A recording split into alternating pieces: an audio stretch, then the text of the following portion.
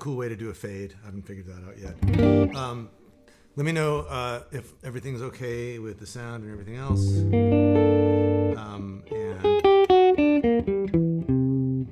nice to see so many familiar folks. If I'm looking over here, it's because this is where the chat is that I'm trying to keep an eye on. And I've uploaded an updated PDF. Delphine was nice enough to post a bunch of typos that she found, and that was great. And there she is. I was able to quickly get some of them, as many of those as I could, fixed this morning so that the chord symbols would jive with, what you're actually playing. So there's a lot to cover this morning, and if you've done the other two workshops, this will tie together a lot of those things. But I have included, if I'm referring back to parts of the previous two workshops, the minor blues chord substitutions and the minor blues and bebop. If you're only taking this one, it's okay. Like anything that I refer to from those lessons is reproduced in here in this PDF. But we're going to go through a few different things today, and I am excited to be working on this stuff. And basically, we're going to start with something I call syncopated comping, which means taking those Freddie Green voicings and turning them into rhythms that work better for playing more bebop and hard bop stuff. So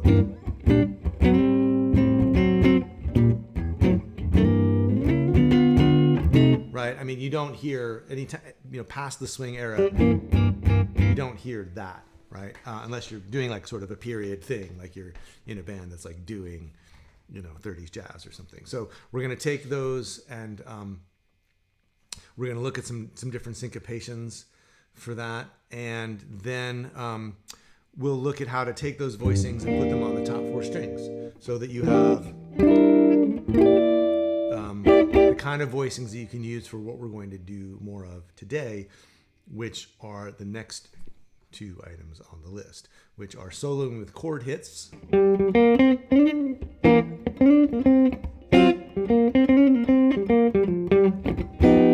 that kind of thing. So you can do that kind of call and response. And this is something you hear a lot. I mean, Kenny Burrell played a lot in a trio. So did other guitar players from the same period. And they had to come up with a way to comp for themselves, basically, so it wasn't just single notes and a bass player and a drummer. There's no pianist, basically. So we'll look at soloing with chord hits, and then we'll look at how to take... So for the syncopated comping, we're going to take one of the 12-bar comping patterns from the minor blues chord substitutions workshop, and I'm going to show you how to take that sequence of Freddie Green chords and syncopate them. And then after we look at how to turn those chords into voicings on the upper strings, we'll look at how to add those into a couple of the solos from the minor blues and bebop lesson, plus some other solos that I wrote out specifically for this course. And then so that's that and this. And then chord-melody soloing, which is really that, that's the very characteristic 50s and 60s Kenny Burrell thing, and other, Wes Montgomery also, but in a kind of different style.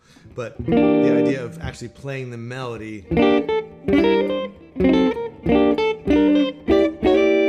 with chords, and sometimes a combination of chords and passing tones like that, and sometimes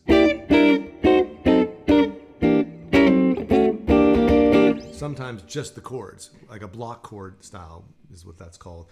That's more of a Wes Montgomery thing than a Kenny Burrell thing, but we'll look at that a little bit as well. So that's the agenda. There's a lot to cover, but if you can think of it as basically three things. First, how to syncopate the chord substitutions that you learned with the Freddie Green voicings. Second, how to comp for yourself by alternating single notes and chords. And third, how to solo using chords as the main driver of the melody. Those three things. And that second and third thing, they're kind of the opposites of each other. Like single notes answered by chords versus chords filled in with single notes. So two different ways to orient yourself around the same kind of information. So if everything sounds good, looks good, you can hear everything, let's get started. I also updated the website with the lesson page with the jam tracks. So there's a G minor blues, bass and drums jam track at 123 beats per minute, and then there's also one at 83 beats per minute. If you took the previous bebop course, you've got those, but if you don't, you can go and get those. And because this is so chord based, I'm probably not going to spend a lot of time playing over the jam track, because these kind of support themselves. That's kind of the point. But at some point in the lesson, if there's something you feel like you need to hear that way, I can do that. And we already have a question from Don. Hey, Don. Can you explain chord names? Some have a root in a place that is not a G, for example. Oh, Delphine, you nailed it. That was the thing that when she wrote with the typo, she was like, and you're probably gonna have to explain about how these chords don't always have the root in the bass. So I will do that along the way. As they say in third grade, hold your questions for now, because I think I'm gonna cover that, but if I don't, I'm happy to talk about it. So let's jump in. Okay, so syncopated comping. What I've got here on these first few pages is the same. We're going to take the same idea through three different syncopations. Oh, could I raise my vocal volume relative to the guitar? Once an engineer, always an engineer. John Harvey, thank you.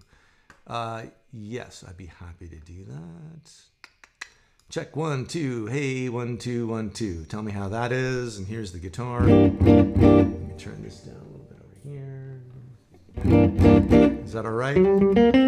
Blah, blah, blah, blah, blah. I'm talking about the guitar. Yeah, yeah, yeah.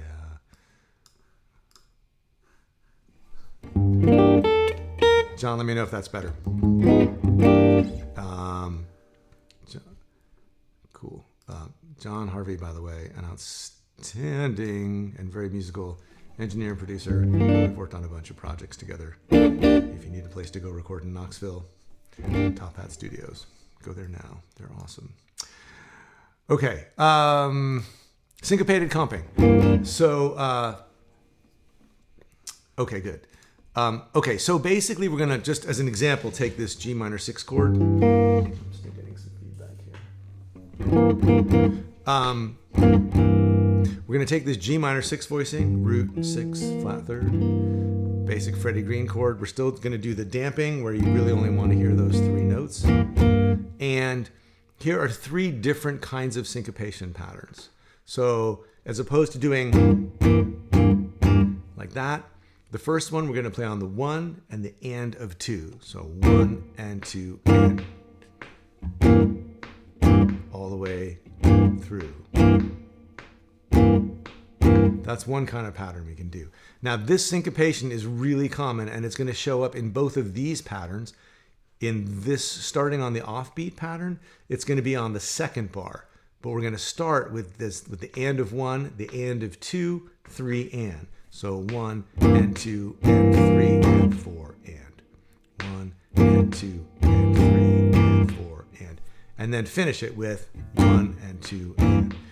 Now I'm saying these out loud and counting them out because that's what I need to do to get them into my head. But when you just play them, they're pretty intuitive. You'll recognize them as like, oh yeah, I'd play that. So this sounds like. 1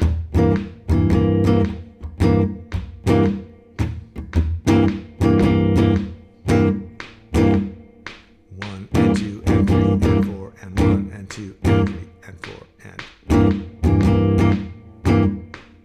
Right. And then the third syncopation starts with the 1 and the and of 2, and then anticipates on bar 4 and carries over to play 2 and 3 and. So we have 1 and 2 and 3 and 4 and 1 and 2 and 3 and 4 and 1 and 2 and 3 and 4 and 1 and 2 and 3. And when you play it in context,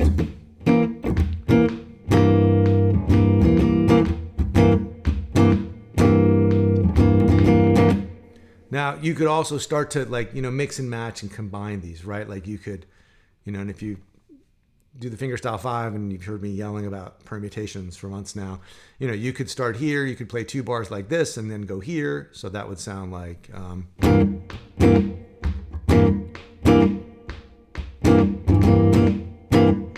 right? So now I've got this cool little pattern where it's like twice on this and once on this, and then back to the syncopation. Or, you could do this, and then you could go back up here and answer it. So then you'd have,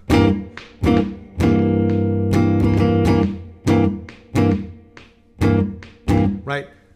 The thing that always drove me crazy trying to learn jazz rhythm guitar, and I say learn very loosely, is that it seemed completely random, right? Like, it just seems like you can play whenever. There's no rules. There's no particular groove you're supposed to play. So if you can start with a couple of specific rhythms, then, then you practice, you can have some specific things to try playing. So what I thought we could do here is take these 3 rhythms, and here's how to practice them so that you can get them under your fingers in a kind of stepwise way. So slow down. Yeah, I can do that. I can sort of, we're going to take each one of these now and take it through the paces. So that should help. Do I always use upstrokes for the upbeats? No, I'm actually using all downstrokes.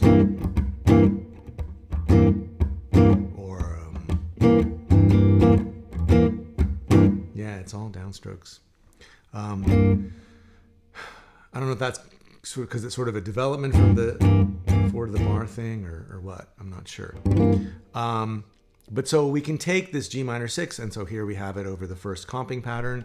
So 1 and 2 and 3 and 4 and 1 and 2 and 3 and 4 and, right?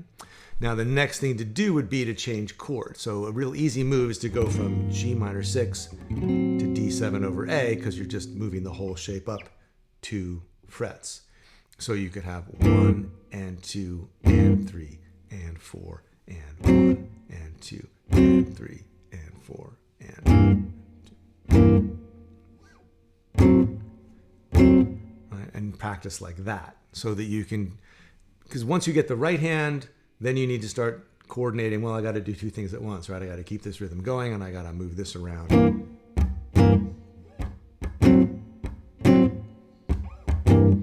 And then you could take, say, the first 2 bars of a G minor blues, where you're going from G minor 6 up to the first inversion. This is something we did in the minor blues chord substitutions class, right? So here's, looks like a B flat 6 chord, but it's also working as a G minor over B flat, so flat 3rd, root 5th. So 1 and 2 and 3 and 4 and, which is something that we had with the Freddie Green, but now we're going to syncopate it. And then in the next bar, we'll go from A minor 7 to D7 over A. So root, flat 3rd, flat 7, flat 3rd, and then D7 over A. So 5th, 3rd, flat 7. So we'd have, that's the first bar, and then second bar, and then we could repeat that.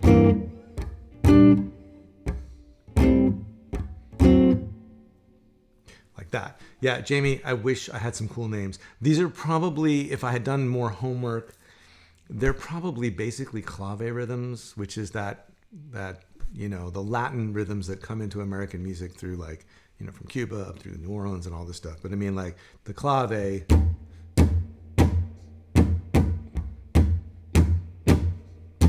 right? And 1 and 2 and 3 and 4 and 1 and 2 and 3 and 4 and 1 and 2 and 3. So there it is. 1 and 2 and 3 and 4 and 1 and 2 and 3. So there's a bit of it there, right? The 1 and 2 and is sort of clave-esque. But I'm getting out of my depth here. Listening to one podcast about the 500-year history of Cuban and American music does not make me an expert on clave rhythms. But anyway, yeah, I don't have any like super cool names, but probably they come from particular things that I've just forgotten what the origin was. And Tracy, let me know if it's slow enough now. So finally, we could take the same, like a full 12-bar comping pattern, and this is one of the comping patterns from, we could always come up with our own names. This is one of the comping patterns. I'm sorry, I did not source exactly which page this comes from in the minor blues chord substitutions class, but you can, if I'll play it through one time with just the Freddie Green rhythms, and you can see what's happening. So.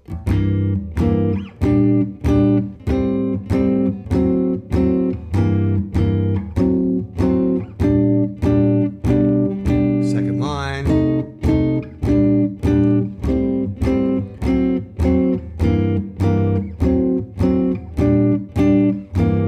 Third line.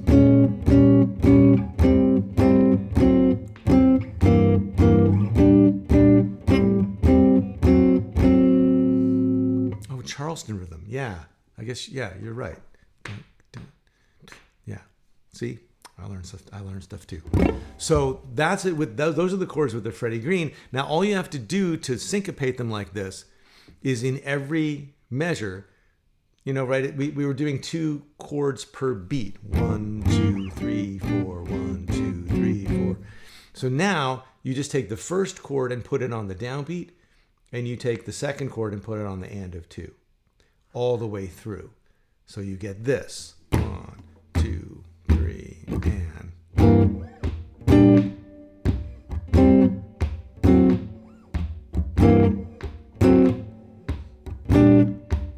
Second line.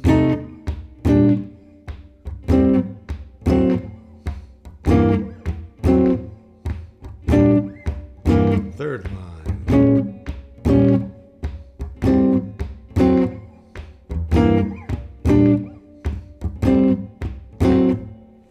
So again, you're just taking what you did with the with the Freddie Green chords, and working out this rhythm and working out the chord changes, those two pieces, excuse me, put those together, and now you have one way to start comping. And of course, in an R&B or a blues context, it's really normal to take one rhythm and play it across the whole 12 bars.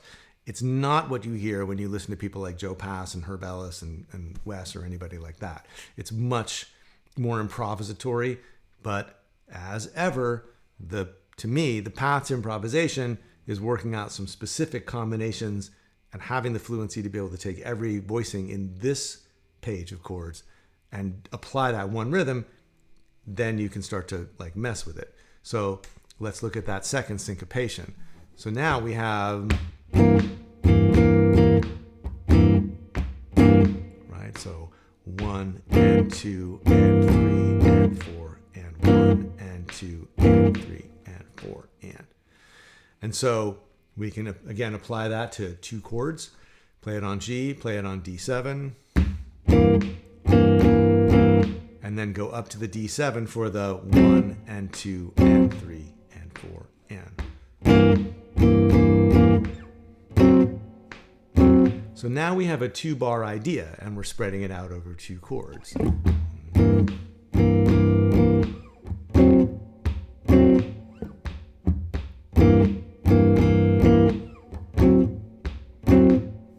And then when we get to the point where we're trying to play 2 chords per bar, we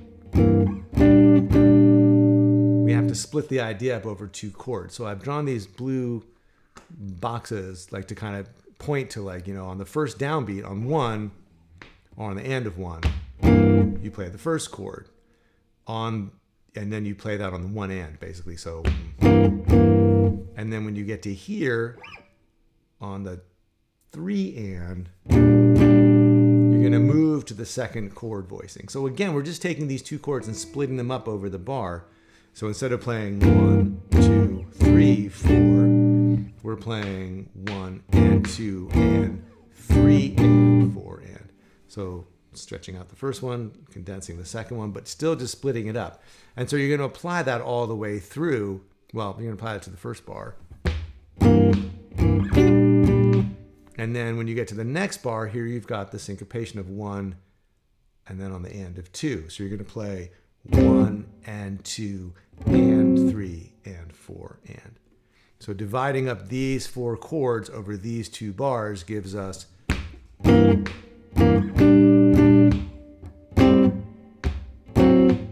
we could repeat that.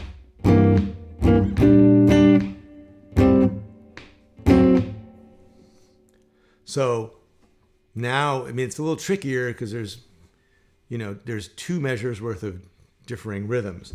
But the way to practice that, I didn't do the blue. I did. I did it down here. Wait a second. What did I miss? I skipped over a page. Okay, so then you would take that same idea. I guess I didn't do the blue bars all the way through. But you would take that rhythmic idea and you would apply it to every set of 4 chords. So the first 2 bars we just did.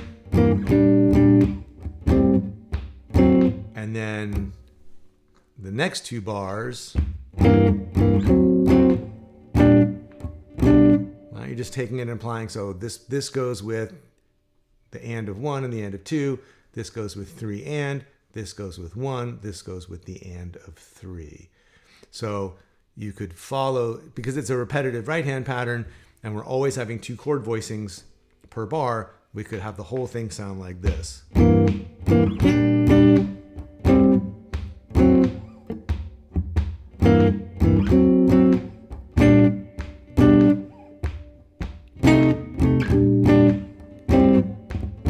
Beginning, this is the second half of the second line now. And then third line.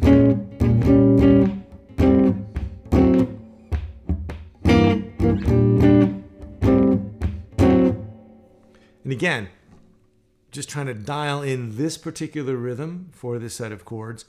And then, of course, you could mix it with the other stuff we already did, or you could mix it with this third version. So now we can take the one that starts with the 1, 2 and then plays the anticipation on beat 4. So 1 and 2 and 3 and 4 and 1 and 2 and 3 and.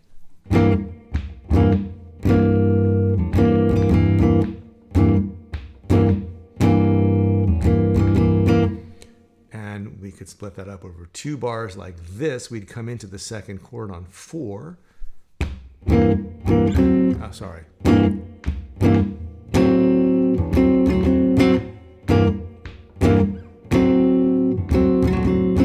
So 1 and 2 and 3 and 4 and 1, 2 and 3 and 4 and 1, 2 and 3 and 4 and 1 and 2 and 3. And then we could try to split that up.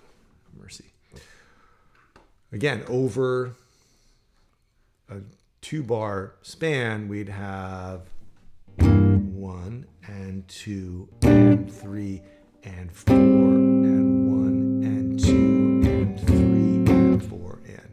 So you change wherever the blue part happens. So 1 and 2 and 3 and 4 and 1 and 2 and 3 and 4 and.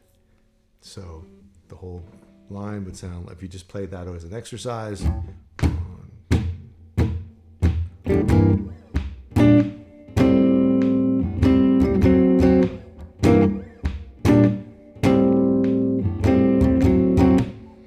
And just playing with like a small set of chords, you get more fluent with the chords, you get more comfortable with where to change the chords. And again, because it's always 2 chords per bar, you can apply this all the way through the 12-bar blues again, which would sound like this. 1, 2, 3, and.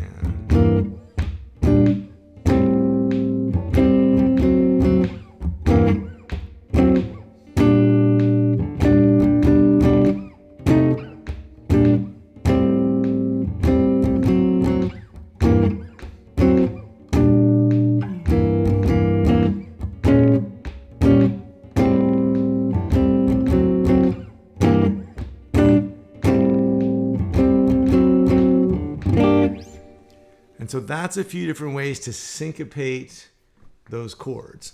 And just because we're doing, those Freddie Green chords, those 30s swing chords, still have some currency. And I think there's even, like on that Midnight Blue record, I think I included this on the playlist. You can even, the intro, I think he's actually playing, in this case, more of a minor 7th sound than a minor 6th sound.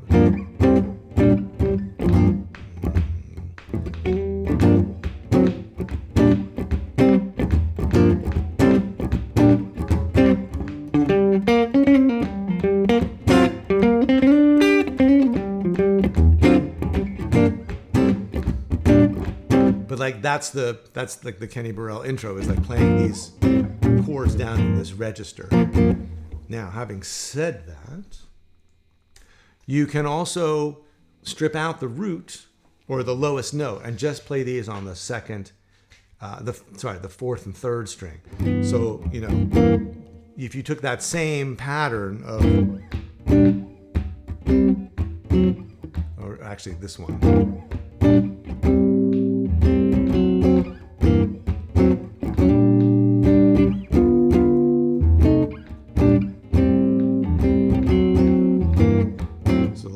Just did.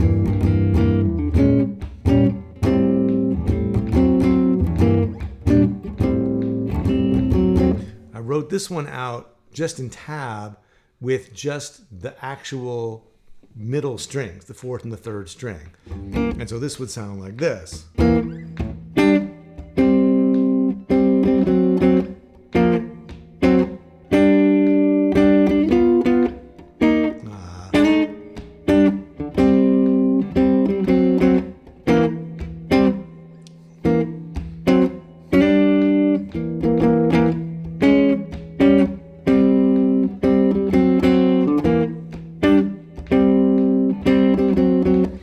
That starts to sound a little bit more like what you'd hear a slightly more modern guitar player do. They would not sort of, they wouldn't want the weight of the bass. They want this sort of more sort of lighter and more portable.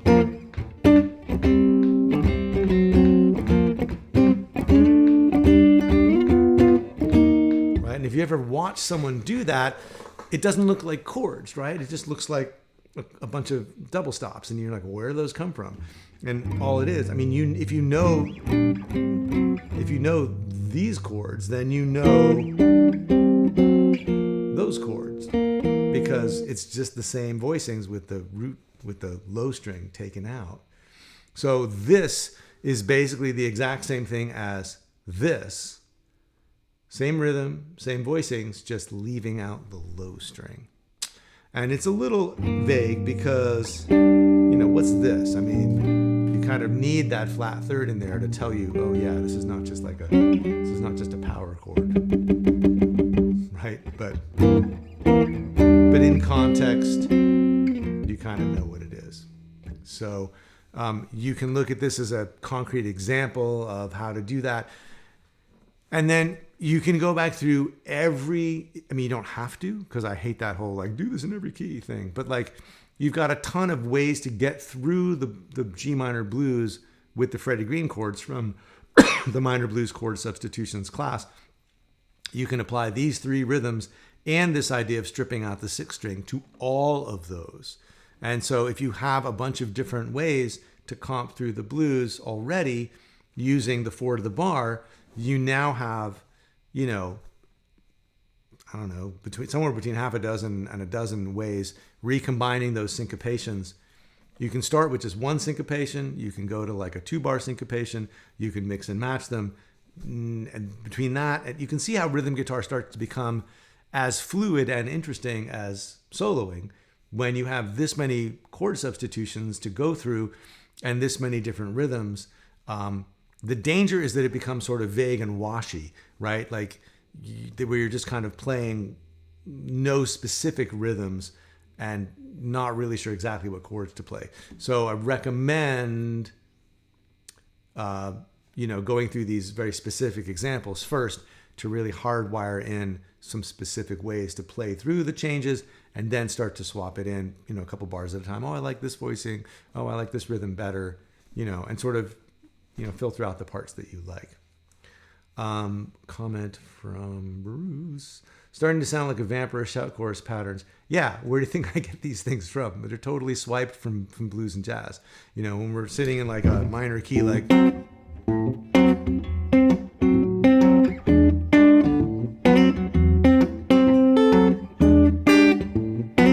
Yeah, I mean, that's just... These things are all completely interconnected. So yeah, I mean, if you know what to do with a minor chord, and you know how to rock between a 1 and a 5 chord because the one leads back to the other, you can do it with Freddie Green chords, you can do it with this like more bebop kind of syncopation, or you can do it with fingerstyle guitar. So yeah, it's all completely interrelated. Okay, so let's talk a little bit. Well, let me pause there. I need to pause. I forget to breathe. I had a semester in college. The school that I went to had a really serious ethnomusicology department. And so you could study South Indian music with these two, like they had a master drummer and a master singer from South India. And the drum teacher, the percussion teacher, was named Ranganathan. And he taught the mridangam, which is if you picture like a tabla that's sideways and has two drums, like one on each end. And they would do these polyrhythms between the two drums, which were amazing. But they also have this kind of rhythmic solfege in Indian music called solkatu. And so you count out the syllables and you count out the beats on your fingers and you recite these rhythmic syllables the way we would do like do, re, mi to like learn melodies. Anyway, Ranganathan would put these huge compositions on the board, and he would talk about all the different rhythmic possibilities. And he would be like, you could do this, or you could do this, or you could do this. There's so many things you could do. Oh, it makes me hungry. So I have to remember to breathe, because like Ranganathan, I'll just be like... So let me pause for a second. If there's questions about this, I'm happy to answer them. The next thing we're going to do is look at how to turn the Freddie Green voicings into 4, 3, and 2 note chord shapes. So this is sort of part 1, the rhythmic thing. So I can always come back to this later in the lesson. If there's questions about it later, once we've done other stuff. I'm just sort of riffing here to see if anything shows up in the chat for questions. I don't think so. And I don't think I missed anything earlier. So let's move on. So, like we talked about in the minor blues and bebop, there's really 6 sounds you're responsible for. The 1, the 4, and the 5, right? G minor, C minor, D7. And then their secondary dominants. So G minor to D7 and back, right? And then when you're on C minor, G7, which is the 5 of C.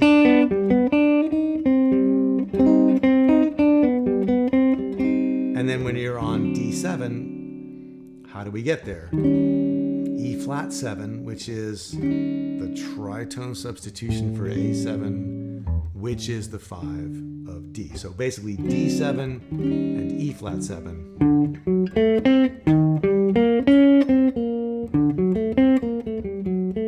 So really, we just need to worry about 6 shapes.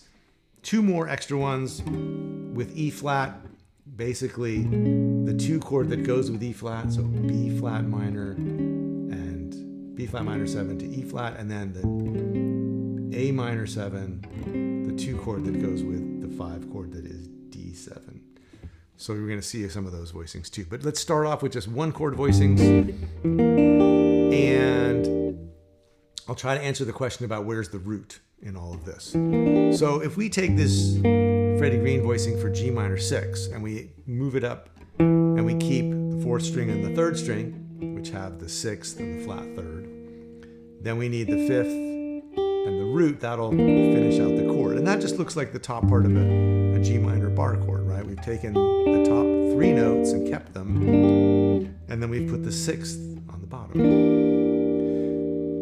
This style of music assumes there's going to be a bass player. It assumes at some point, hopefully on the downbeat or the 1, when you play this chord, someone's going to be putting a G in the bass. We have the root, it's just not on the bottom. So if you look at the bottom note and go, hey, this must be some kind of E chord because there's an E here.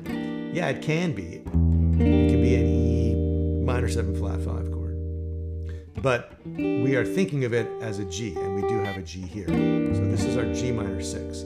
Now, I've written out the next 2 inversions of this chord, meaning how you would take this chord up the neck and still get a G minor 6.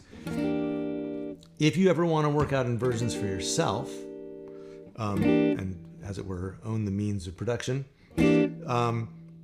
what I was taught by my teacher, Tom Ross, in college was very helpful. He was like, well, inversions are easy. And this is what he always said because he was kind of a genius and everything seemed easy to him. This is the guitar player who I saw spontaneously create a 3/4 chord melody arrangement of giant steps in drop D tuning just because it seemed like a good idea at that moment in the lesson.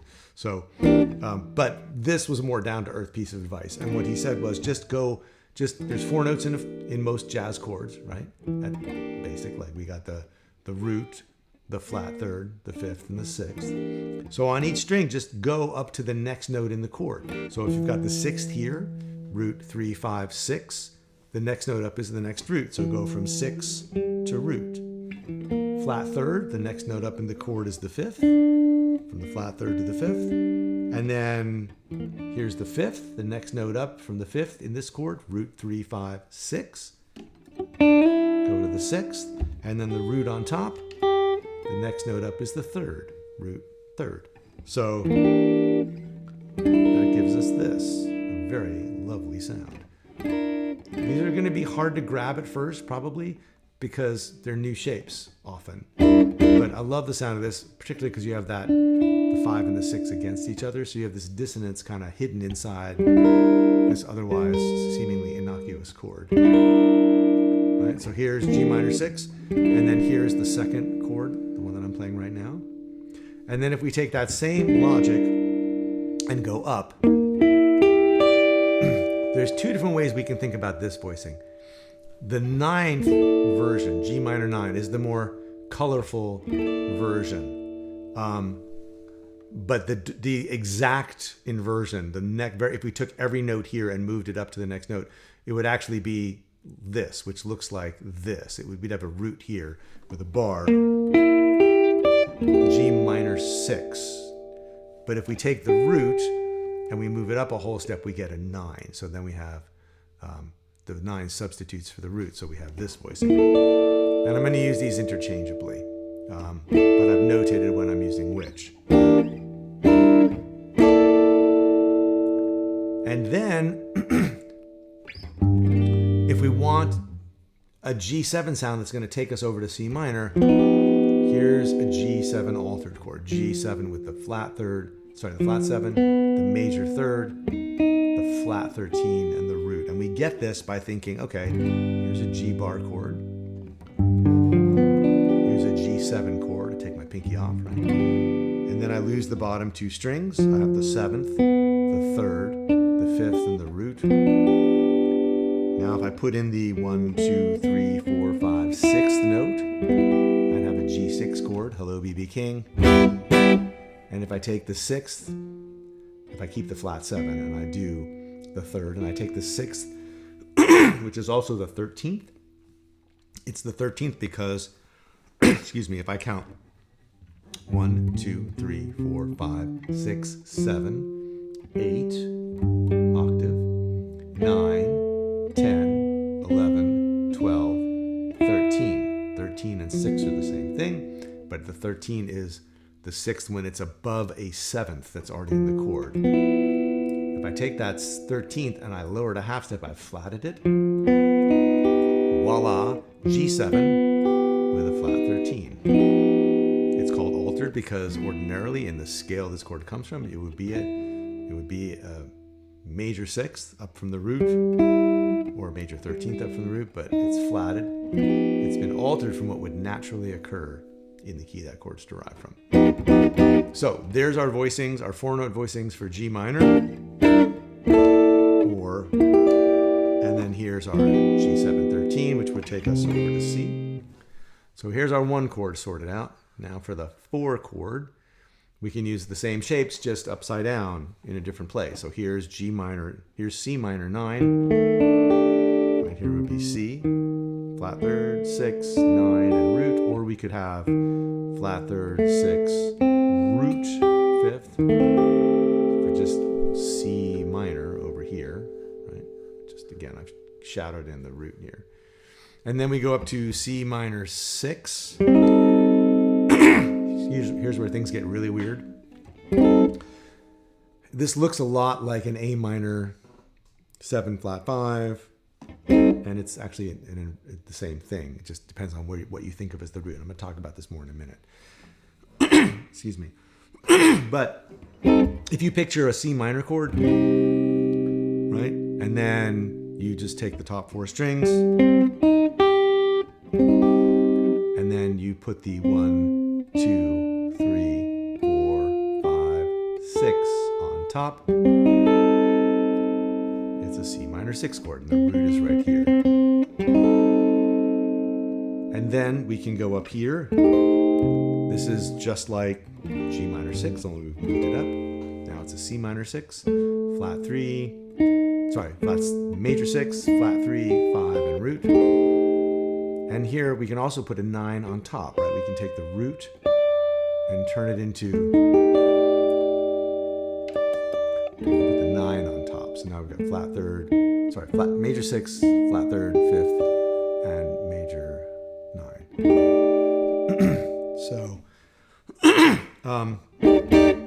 That's what we've got. Okay, question from Daniel. Am I missing the 3rd inversion on G minor 6? Let's see. We've got this one. Oh yeah, we're going to see this one in a little bit. We could go up here. This is the same as this. We could take this shape here, G minor 6, and we could move it up to the 10th fret. Here's the root, the 5th, the 6th, and the flat 3. I put this into some of the examples much later on in the lesson, so we're going to see that one. So those are your 4-note voicings for 1 and 4. And then working backwards, we need like a 5 chord to go back to G, right? We need a D7 sound.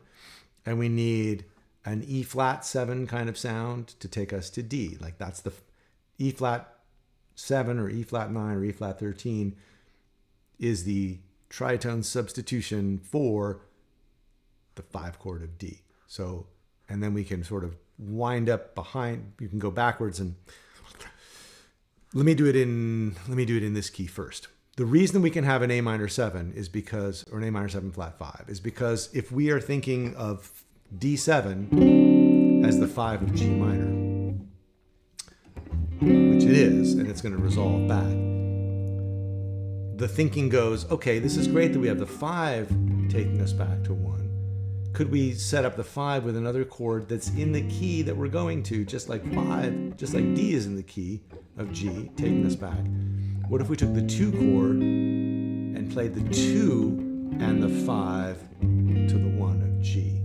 So sure, why not? And that's why we get A minor 7 flat 5, which is the 2 chord that works in the key of G minor. So we get A minor 7 flat 5, we get D7 with, this is not a D9, this is I didn't catch this one. This is a D7 flat 9. I will correct that subsequently.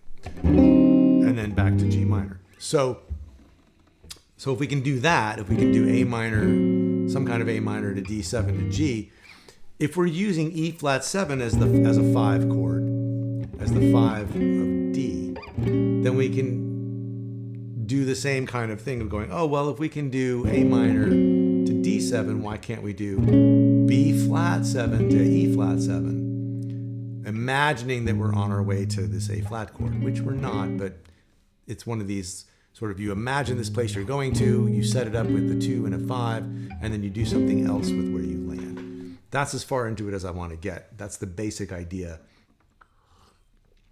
And the point is that you can have E flat taking you to D, and you can precede E flat with the 2, you can precede D with the 2, and these are the voicings we'd use to do it.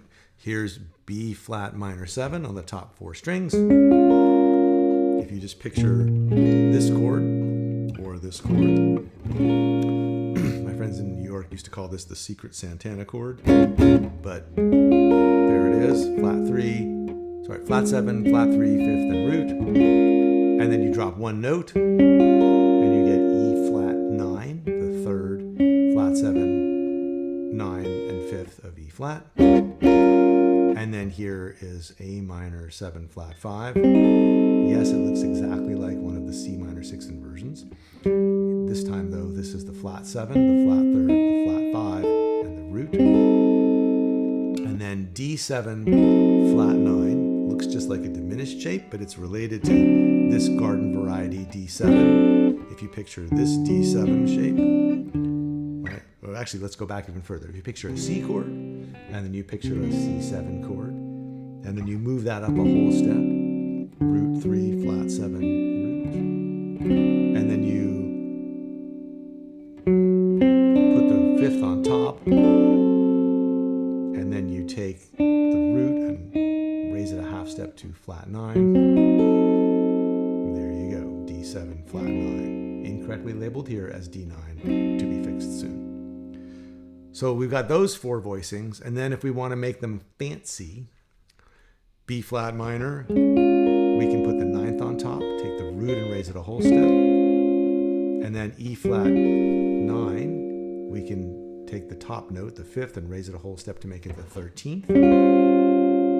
A minor 7 flat 5, there's nothing we can really do to gussy this one up, but D flat 7 flat 9, we can also raise the 5th, not to the 6th, but to the flat 6 or flat 13. So A minor 7 flat 5, D7 flat 13 flat 9. Here's the 3rd, here's the 7th, the flat 7. Here's the flat 9, here's the flat 13. Bruce, I've never really been sure about the whole drop voicing thing. I know that guitar players, like I know that like on the piano, it's easy to see when you've dropped a certain voice down, and I guess these are drop 2 voicings, but I don't really know. I've read about them and tried to like understand why people call them that, and I'm not really sure why. So probably they are, but I'm not sure. Okay, here's what's going on with that A minor 7 flat 5 and the C minor 6. So if you put an A in the bass, you can see how this is an A minor 7 shape, right? These 2 notes are the flat 7 and the flat 3rd of A minor. And then moving on, this would be the 5th, but we want flat 5, so we end up with this. And then we put the root on top. So that's how it works as A minor 7 flat 5. But there's another way we could look at it, which is these notes are like a C minor shape, right? This is the 5th and the root and the flat 3rd of C. And then this is the 5th. Raise the 5th the whole step, and you get the 6th. Raise another half step, and you get a minor 7 chord, C minor 7. But here we have this. So these 2 shapes do the exact same thing, but depending on where the root is, now it's a C minor, now it's an A minor. Magic. And that means that the next inversion up of the C minor 6 chord is also an inversion of, is also a kind of A minor 7 flat 5. So if we go up here and we look at this as a C chord, right, here's our major 6, flat 3rd, 5th, root. But if we think of the root as A, here's the root, here's the flat 5, here's the flat 7, here's the flat 3rd. Now it's an A minor 7 flat 5. So the root depends, it tells you what's going on. It's like if you picture like Yogi Bear on a screen, and then you picture Jellystone Park behind him, right? you can move, like they made it look like he was running because the animation would be in place of Yogi Bear just moving his feet, and then the Jellystone Park would move behind him, right? So it's kind of like that. It's like you can show him like in front of a tree, you can show him in front of a mountain, you can show him in front of a lake, you can show him about to get caught by the ranger. And so this is Yogi Bear, and this is Jellystone Park moving in the background, right? Sometimes it's A minor, sometimes it's C, right? So I just explain it that way because I like saying Jellystone Park. Okay, so what can we do with these chords? These chords are these are useful for two things, as I said. They're good for responding to single note licks, and they're good for starting chord melody licks. So we're going to look at both of those. First, chord hits. So again, it's easy to feel like this stuff is really random. So let's first look at putting chord hits on the and of one. So 1 and 2 and 3 and 4. 1 and 2. Or going to a C chord. 1 and 2. 1 and 2. That would be down here. Or down here, going to a D7. Here's a 3-note voicing, but here's a D7 sharp 9. Third, flat 7, sharp 9. 1 and 2 and 3 and 4. 1 and 2 and 3 and 4. Now, if you want to combine these, so first thing you could do is just practice putting chords on the and of 2, right? So instead of playing 1 and 2 and 3, you could just play 1 and 2 and 3 and 4. Oh, I should slow that down. 1 and 2 and 3 and 4. 1 and 2 and 3. And then try to go to C minor and 2 and 3 and 4. 1 and 2 and 3. And that's that first inversion of C minor with the flat third and the sixth and the root and the fifth. And then 1 and 2. Going to D7 sharp 9. Right? And then, because I'm David, here's some short resolutions into the downbeat with the chord hit coming afterwards, right? And you can practice these as rudiments, just as a one rhythmic sound. So 1 and 2 and 3 and 4 and 1 and 2. Right? So we're still kind of playing 1 and 2 and, right? So you could just take this measure, and it's like the Freddie Green rhythm, like the syncopated rhythm we just did with the Freddie Green chord. So 1 and 2 and 4 and 1 and 2 and 3 and 4 and 1 and 2 and 4 and 1. And then back your way into it. So 1 and 2 and 3 and 4 and 1 and 2 and 4 and 1 and 2.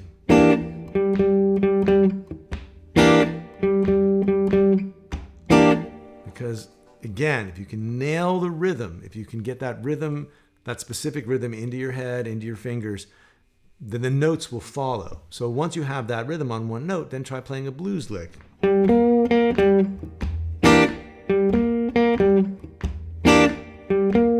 And of course, that could be any 3-note short resolution blues lick.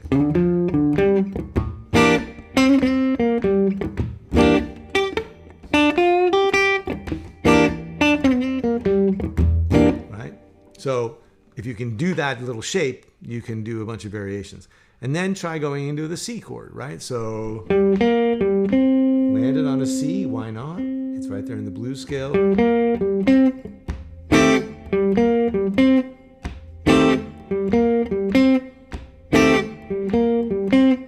The hardest part is going to be just like getting that C shape, right? Because probably it's new. And then here's one more. Let's try going into the D chord. Right? We could go up to a D,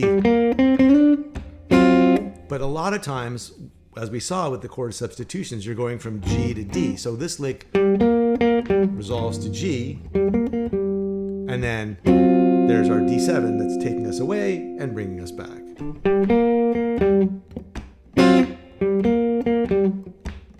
right? So those are some good exercises. I wish I had thought to sort of build it up a little more, because yeah, the first thing to do would just be to play the root on the downbeat, and 2 and 3 and 4 and, right? Just focus on like this part, and then work on sort of leading into it. But short resolutions and chord hits, and then of course we got our long resolutions, right? So again, here we're going to play on the and of 4s where our lick is going to end, but we're still going to hit on the and of 2 in the next measure. So you could practice just making this hit 1 and 2 and 3 and 4 and 1 and 2, 1 and 2 and 3 and 4 and 1. Because the point is, these longer licks, they're gonna sort of anticipate the downbeat here. So we're gonna have, if we played the whole example, we'd have 1 and 2 and 3 and 4 and 1 and 2 and 3 and 4 and 1 and 2 and 4 and 1 and 2 and 3 and 4 and 1 and 2, like that. And the whole idea is, it sounds kind of dumb when you play it by itself, but a lick like this follows this rhythm of a long resolution, right? Something that takes this long to actually get to where it's going. So we could have, so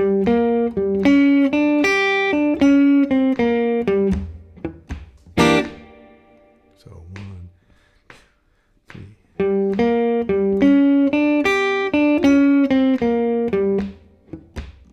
right? And that's a blues lick right out of the minor blues and bebop. And so you can hear that that could be a lot of different kinds of licks. And you could also have, like, you could go back and do those short resolutions.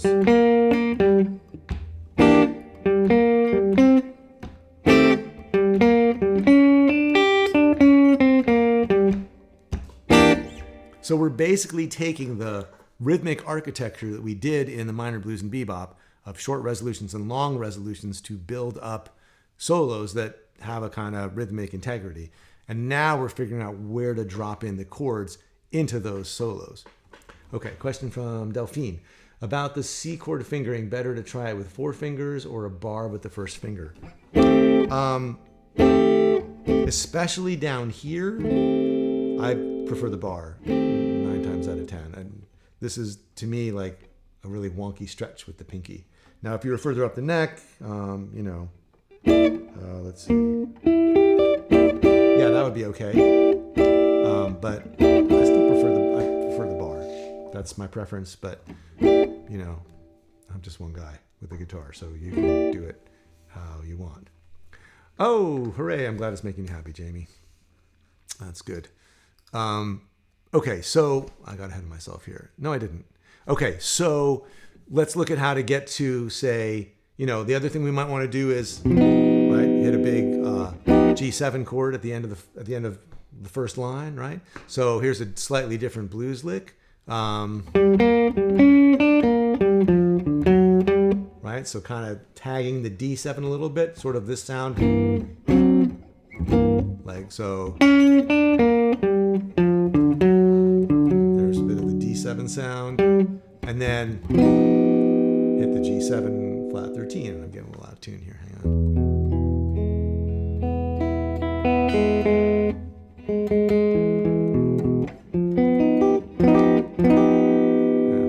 That's about right. Okay, and then of course we could have a lick that goes to the D7 sharp 9. So I just tried to mix these up a little bit, but so these are all completely interchangeable. You could use any one of these blues licks to get to any one of these voicings, right? They all have the exact same long resolution rhythm. So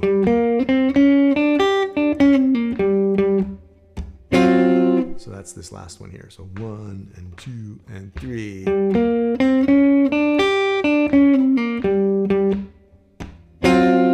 And I'm going to have like some whole choruses showing you how to put this together. But these are the building blocks, right? And so any kind of long resolution going to any one of these voicings is going to work. And the trick is, like, this rhythm gets you out in time to play a chord hit. And so, yeah, so if you have, like, a lot of times in the third line of the blues, you have these delayed resolutions. Like you come up to, you know, right? So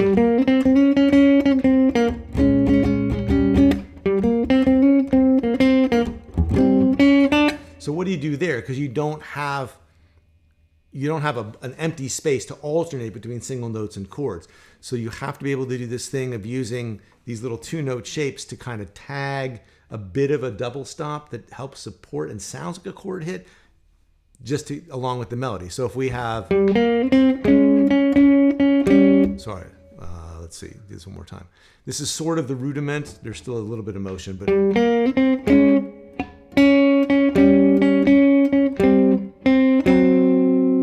right. So the lick itself would be, but we're tagging in a little bit of the B minor 7, a little bit of the E flat 7, a little bit of A minor 7. And it kind of depends on having like these blues lick notes on top that work.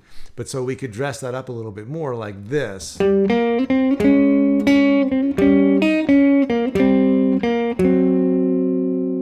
again, it's a little bit of a, confidence game because there's not a lot going on here.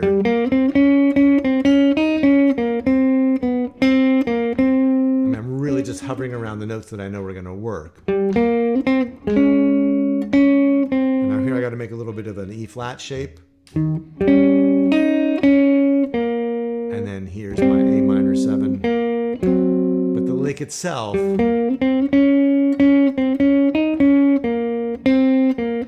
is pretty rudimentary. But that rhythm will come in really handy. So here's what a chorus looks like, putting it all together. And these are a lot easier to improvise than they are to read. So I wrote out things that are things I'm like, yeah, I would do that. That sounds good. But I have to kind of be like, man, I hope I play the licks right. So I'm going to do it slowly. And here's basically what it sounds like. And you can kind of see each piece come by. There's my short resolution. There's my chord hit. There's my resolution to C. And I'm actually going to go up here to this C. And then here's my long resolution blues lick, resolving on the and of 4. Here's my mislabeled, and man, I thought I corrected this. Anyway, Delphine, you caught this, and I thought I fixed it, but this should be G minor 7 flat 13. This should be G7 flat 13. I could swear I fixed this, but I guess I didn't. I wonder if I'm using the wrong handout. Is that possible? I think I got the right one. Anyway, this should be G7 flat 13. Oh no, I was gonna, no, that's right. I was keeping it simple the first time and leaving in G minor 6. So my bad. This is like, so, rewind. Right, there's my resolution to G minor, to C minor, and then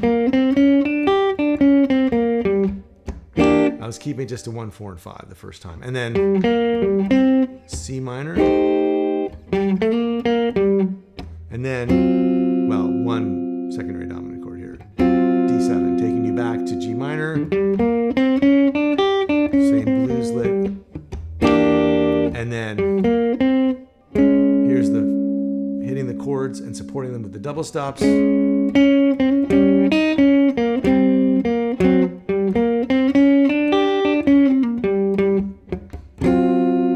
So if I put it all together without talking in between, it sounds like this. 1, 2, 3.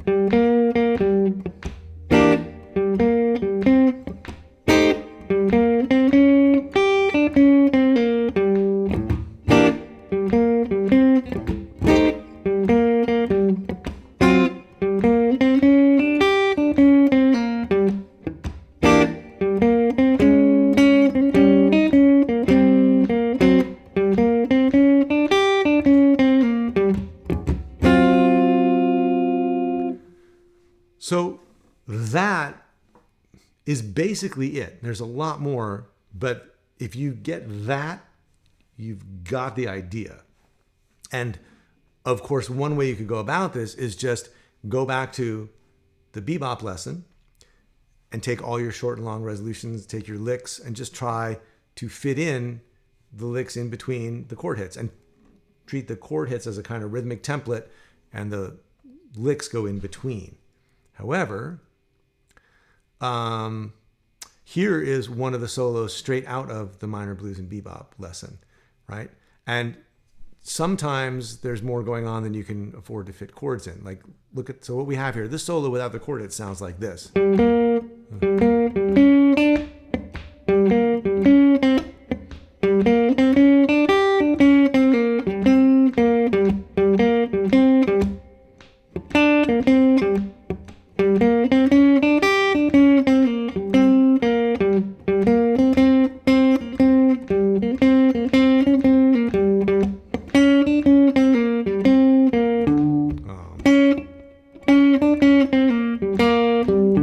Right? So it's kind of chatty, like there's no way to get a word in edgewise in either of these places, and this is kind of busy too. So the simplest thing to do is just drop in the chords where you can, and just, if the single note line has enough momentum, you don't have to have chords. The chords are there to kind of answer and support what's going on. If the line is doing a good job of keeping the rhythmic momentum, you don't have to have a chord. So this would be really simple. We'd use G minor 6, we'd use C minor 6, and that would be pretty much it. And we'd have this. 1, 2, 3.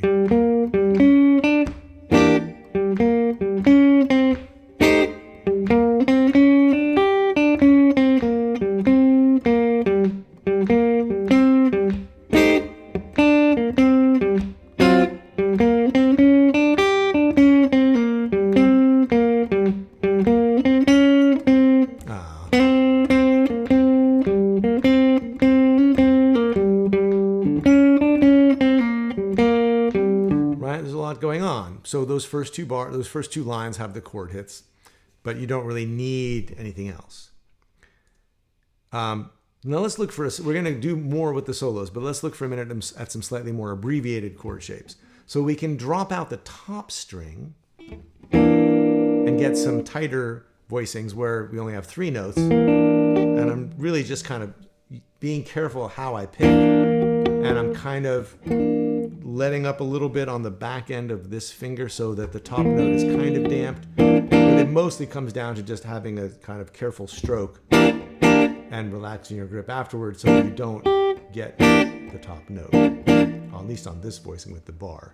You could also play it with your fingers, individual fingers. But so here's G minor 6, and then here's the secondary dominant we need. The 5 chord of that G minor 6 would be this D7 sharp 9, which I've already played a little bit. 3, flat 7, sharp 9. And then here, if we take the C minor 9 voicing and leave off the top string, we get this C minor 9 that's like this, just the flat third, the 6 and the 9. So its 5 chord would be G7 flat 13. So just the flat 7, the third, and the flat 13. And so we can go between G minor 6 and D7 sharp 9. And I'm thinking about the voice leading, meaning what note's on top and how does it connect. So like this, these are close and they sound kind of bluesy. And then here I've got almost a common tone thing. Like if I play this chord and then I want to resolve, oh, that's taking me to C, you're going to hear this nice half step down. And that's nice. And then when you get to the turnaround voicings, this is an alternate way to play C minor. I'm sorry, to play B flat minor.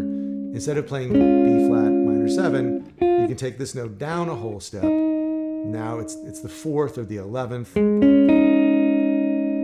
11 because 1, 2, 3, 4, 5, 6, 7, 8, 9, 10, 11. 4 and 11 are the same thing. But we've already got the flat 7 in here, and we've got the flat third. So it's not a sus chord because the third is there. And this only works with minor chords, not with major chords. So it's a B minor 11, and that's nice because we get a common tone between that and E7.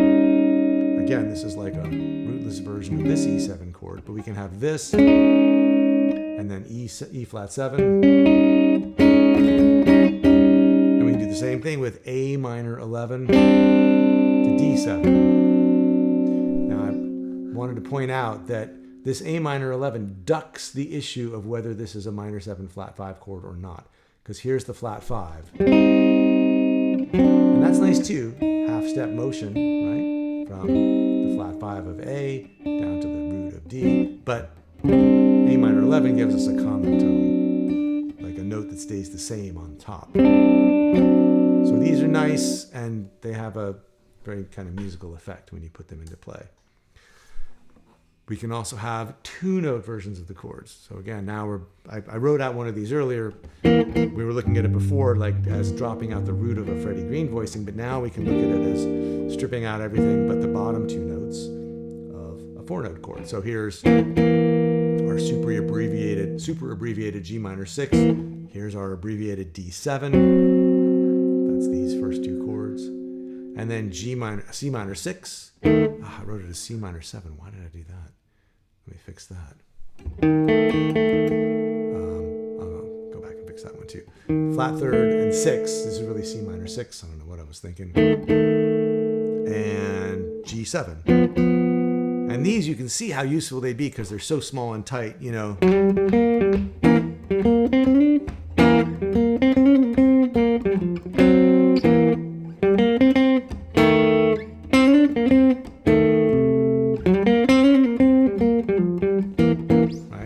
Compact, easy to grab. They're more percussive than anything else. They're not carrying a lot of melodic information, right? So they sit kind of in the background behind your solo. You don't hear them as a big melodic thing. You just hear them as like, pew, like a little rhythmic moment. And of course, we can do that for the turnaround chords too. Here's B flat minor 7. Here's E flat 7. That's these guys. And then here's A minor 7. Very concentrated, just the things you need. These chords are all built out of just 3rds and 7ths. Those are the things that define a chord more than anything else, more than the root, because again, the root is assumed that someone's going to be playing the root. And so the 3rd tells you if the chord's major or minor, the 7th tells you if it's a dominant 7th chord or a major 7th chord or a minor 7th chord or whatever it is. So with these, now we can leave a little more space for the chords, and I wrote out the voicings in tab this time, but you can see that we've got a G minor 6 chord, here's a C minor 6 chord written out, and then here's G7 flat 13, and then here's C minor 6, and here's D7 with a flat 9 and a flat 13. Once you have that many funny notes on top, sometimes people just write D7 alt, A-L-T, and that just means go for it. Grab any combination of flat 13, sharp 13, flat 9, but I thought I'd be specific. And then back here, we're back to G minor 6, and then here we have E flat 9, and here we have that same D7 flat 13 flat 9, and then here we have the D7 sharp 9 with 3 notes again at the very end. So we're using a lot of the same shapes over and over, so hopefully after you go through this and look at them as chord boxes a bunch, you can start to get used to what they look like in tab as well. So here we're going to make sure we land always on short resolutions, always ending on the downbeat of 1 and of each measure, and then long resolutions always landing on the and of 4. And if we stick to that with the licks, we always have room for our hits, right? So we can have this.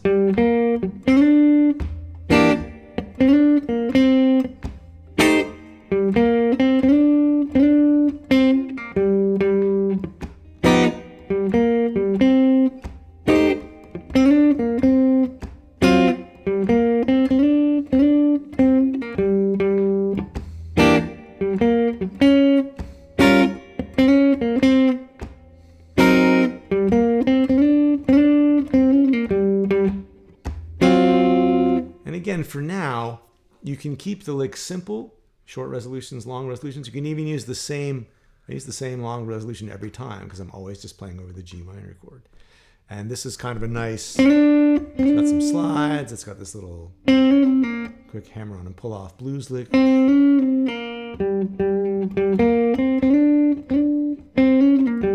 Which is pretty typical of Kenny Burrell and other bluesy jazz guitar players from that period. So again, all kinds of licks could drop in here because the template is rhythmic to start with, you know.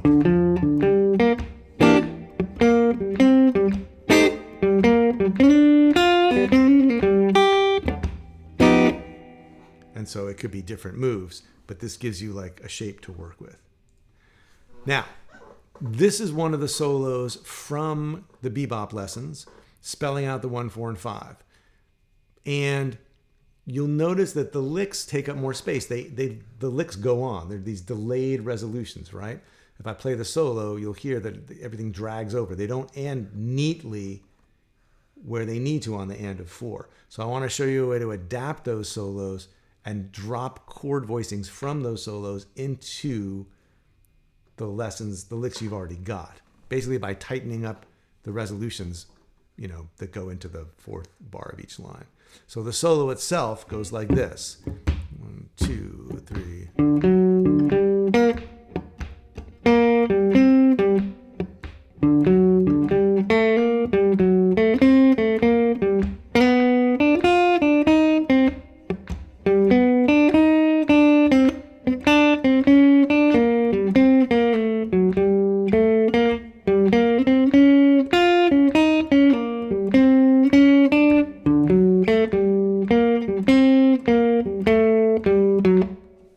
Now this is designed to spell out the changes, so you can hear the chords going by to a pretty fair degree. You don't necessarily need chord hits, but there's room for them.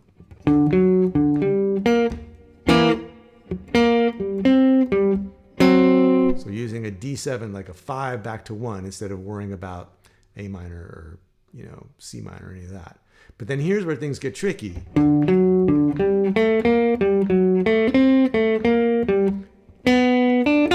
We got this lick right here, but it's on the and of 4, and it happens to be this note, so we can actually grab a double stop. We can get a 2-note voicing, get the flat 7 and the flat 3rd, and then go on our way with the lick, right? So from here, it would sound like this.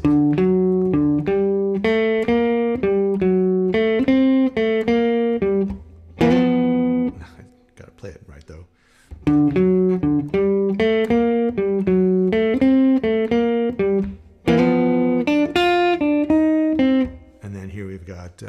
Let's see, a quick G7, right? Take us back to C minor.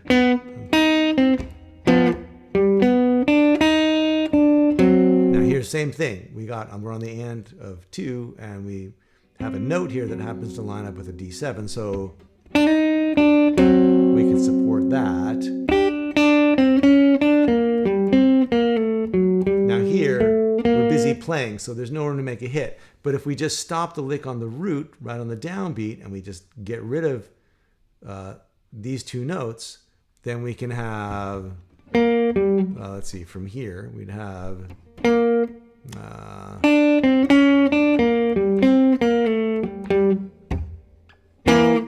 we've got room for the chord. So I should have mentioned, these blue bars here represent where this chord would go, roughly. I mean, there's a whole beat here of rest, and this would go on the second half of that. It'd go on the and of 2. This would go on the and of 2. This would replace this single note with this chord shape. This would go on the and of 2. This goes on the and of 2, doubling up with this note.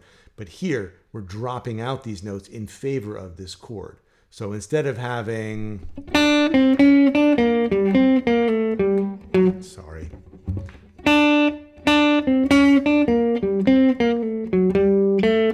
we're going to have,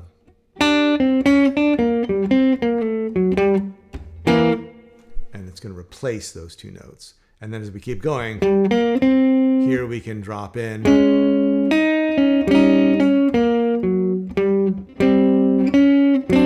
Same thing we had before with these little shapes. It's very useful, and so we're going to support, so instead of just having single notes that go,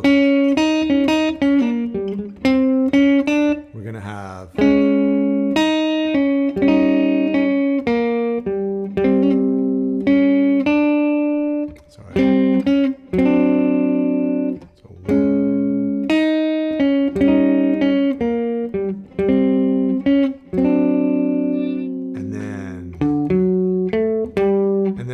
instead of playing, there's no room. You could just play the lick because it's a good lick and it spells out the chords, but you could also take out the 3 notes that are highlighted and have, sorry.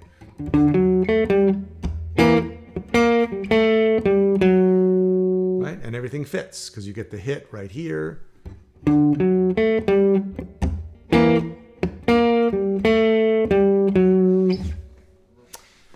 So that's a way to adapt a solo that you've already learned and make room for the licks. Here's one more. This is one of the model choruses from the bebop lesson.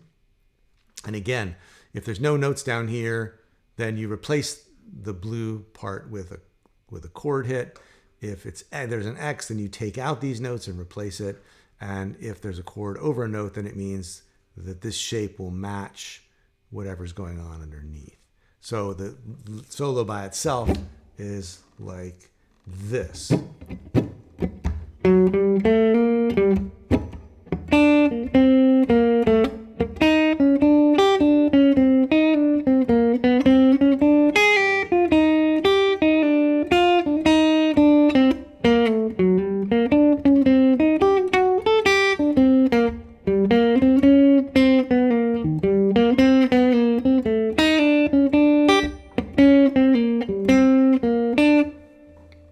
Then, using the chords, we can have 1, 2, 3.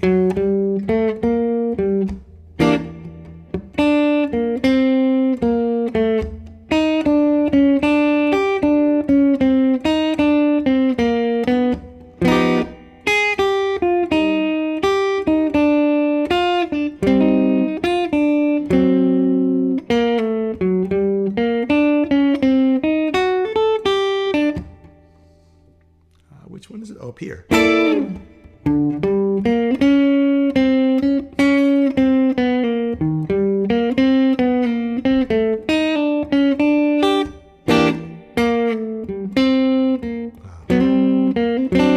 Right. So this lick ends. You could do it. You don't have to leap out of position. You could do G minor down here, but I thought it would be cool to have that up there. So up to tempo, it would sound kind of like this. 1, 2, 3.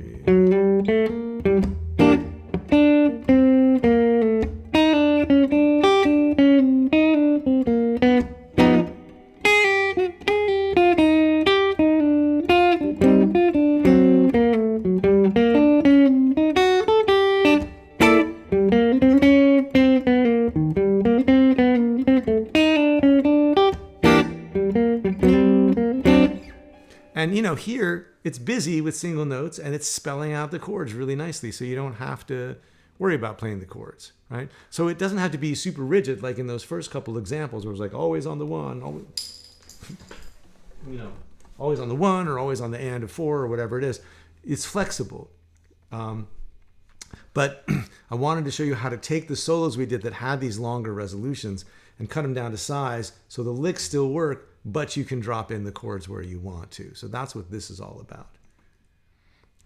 Okay, so that is the second thing to be dealing with. And finally, I want to talk about this chord melody style, which is really very characteristic of the period and of Kenny Burrell and all that.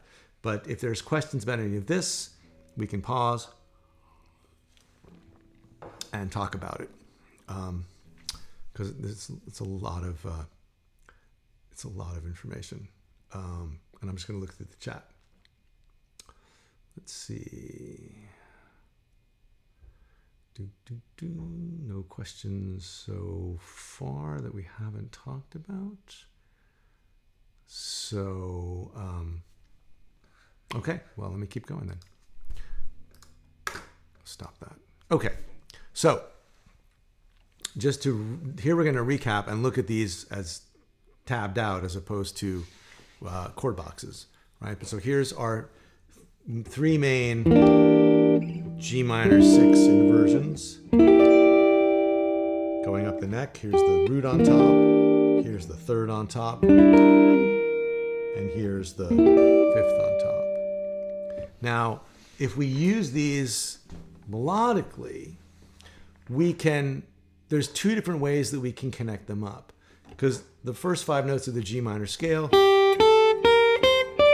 we want to do things with that, make these sort of scale-wise melodies, the first option is to use passing tones, meaning these are chord tones, right? Root, flat, third, and fifth.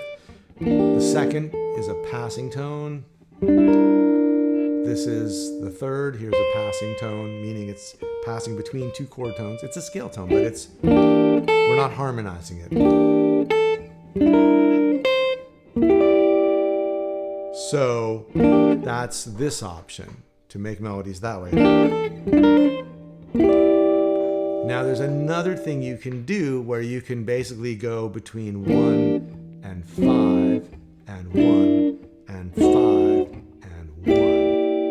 And what's going on here is I'm using what look like diminished shapes for the 5 chord. So this one is really, I mean, this looks like some kind of diminished chord, which it is, but it's functioning as, if you just take this note down on 1 fret, you'd be back on a really familiar D7 chord. It's a D7 flat 9, which we've already seen for just a minute earlier. But so here it's functioning as D7 with a flat 9, and then we go to G minor, and then here this also is a diminished shape, but if you take this note down 1 fret, hello Robert Johnson, like, you know, there's just like,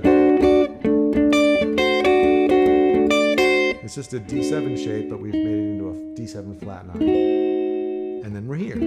So in this line tabbed out, we have,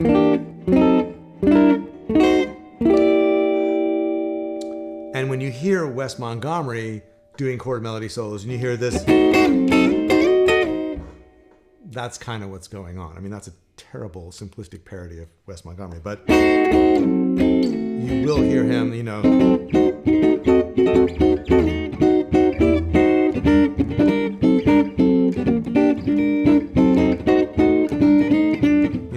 not like that, because that's not what he really sounds like. He sounds way better.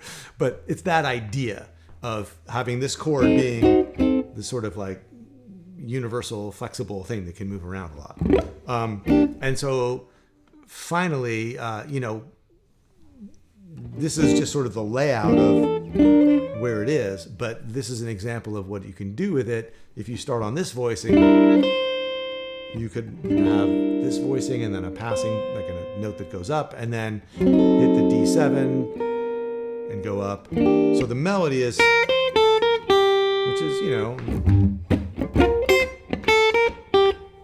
reasonably hip, and then as long as you know you're starting on G minor and ending on G minor, you can have that D7 passing chord in the middle.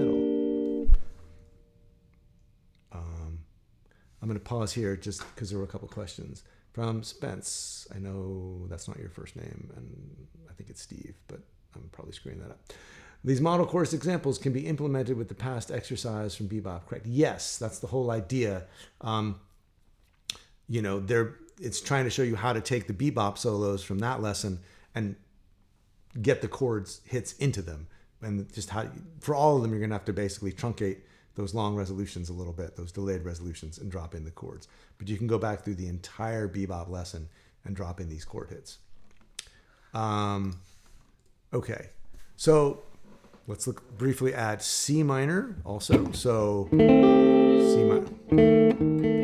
minor 6, C minor 6, C minor 6, and then, oh yeah, C minor 6. So Daniel, you were asking about the inversions, and I just kind of freestyled it, but there they are all in order. So with the 5th on top, with the 6th on top, with the root on top, and with the flat 3rd on top. Now, you can do the same kinds of things here. You could have C minor, and then its 5 is G7, right? So same idea that we had with G, right? G to its 5, D, and then back to G. Here we could have C minor 6, its 5-chord G, represented by this shape, which if you drop this one note, it's a G7, but raise it up a half step, it's a G7 flat 9. It's the 5 of C minor. It is C's secondary dominant. So that's an option. And then you could even have, let's say you were on like bar 5 of a blues and you were doing C. So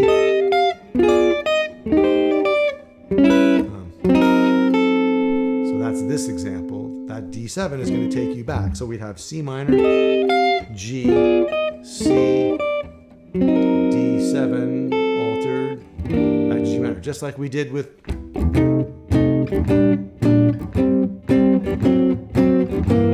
that is that Freddie Green resolution just put up here. So if you understand that, then you understand this. And you can take other things that you know and, start expanding on that.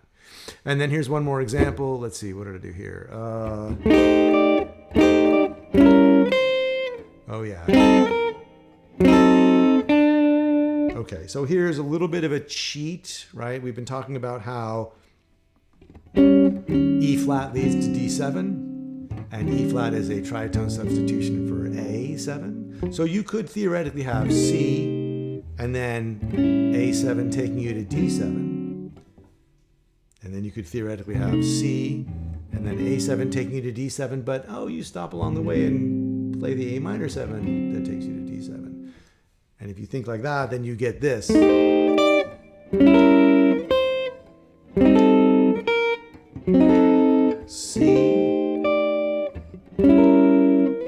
A7 altered, or really A7 flat. Here's the flat 9. If you picture a regular A chord, it's like this. Here's the flat 9.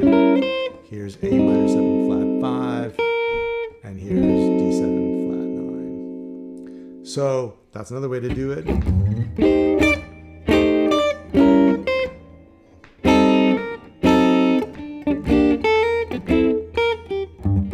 Like that. That's how that would sort of fit in. And again, we'll have some whole chorus examples that show that. Yeah, these are all basically resolving. Well, the G ones, the G ones are resolving back to 1. The C ones are basically, this one's sitting on C, but these two resolve back to 1. Yeah, because the D7 is taking you back to G. Excellent question. Okay, so we got a couple of written out chord melody solos.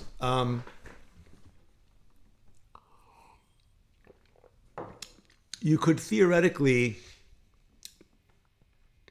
do a bunch of permutations and mix and match stuff, but there's so many moving parts that I thought it might be best for this part of the lesson to just write out a couple of concrete examples of exactly how to put this stuff together.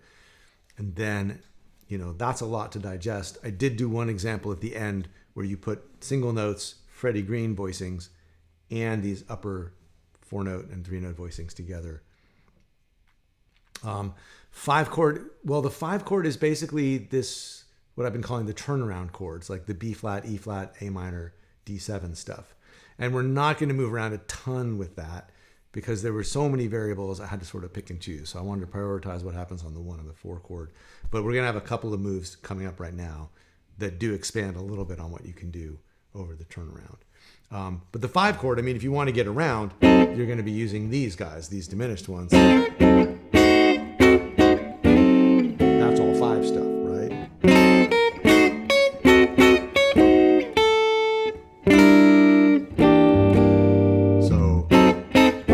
So yeah, if you want things that resolve, like, if you're on G,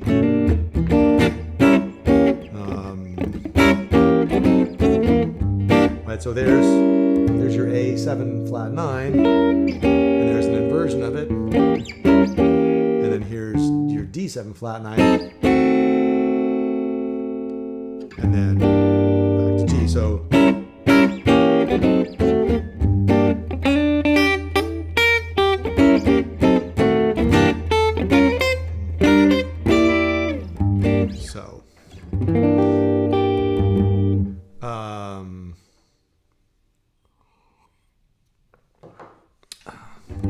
that's an interesting idea, Bruce. I will address that towards the end.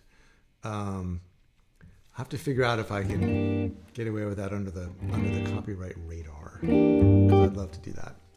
Okay. Oh, hang on. I'm gonna have to pause for 1 second. They're trying to fix the heat today. So chat amongst yourselves.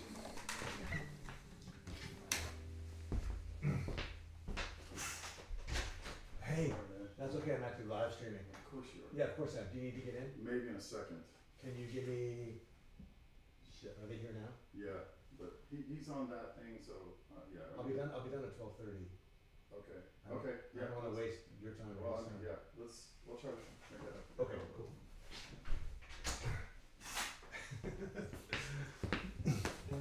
Welcome to David Hamburger's neighborhood, where my friendly landlord Billy has just come by to fix the heat that went out last week, which usually isn't a problem in Austin, but there's supposed to be a cold front coming, so.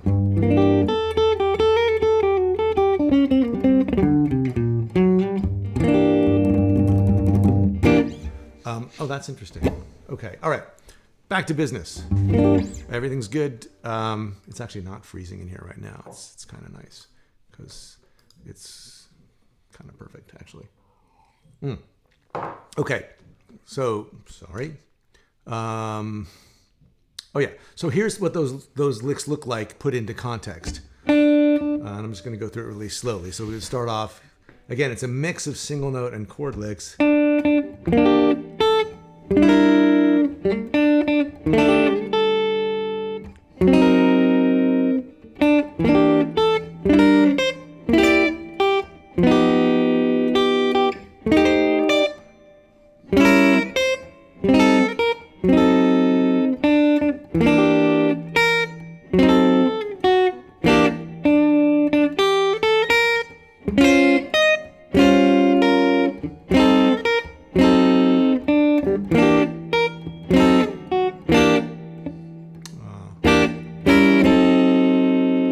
So bit by bit, G minor 6, G minor 6, C minor, D7, and again, follow the melody. It's not a complicated melody, which is both good and allows you to do. It's good because you can do nice things with simple melodies and because the chords make them sound a lot more interesting.